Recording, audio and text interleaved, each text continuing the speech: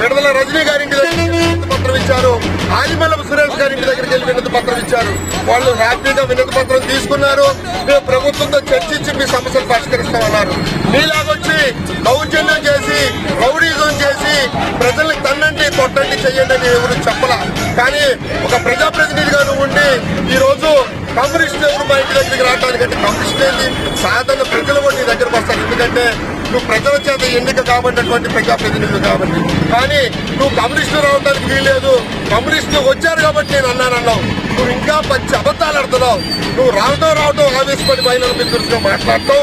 నువ్వు ఆల్రెడీ వాడిని ఏడ్చుకురంటారా కన్నెండు రావండి అని చెప్పి అంటావు. రెండోది నువ్వు కారులో పోతూ మహిళల మీదకి కారు దిగి నువ్వు వాళ్ళ మీదకి వచ్చి ఎగబడ్డావు. ఇవన్నీ అక్కడ ఉన్నటువంటి సుమారు 400 మంది మహిళలు చూశారు. లేదు నేను కారు దిగలేదు, నేను మహిళల మీదకి రాలేదు, నేను ఎవరిని తిట్టలేదు.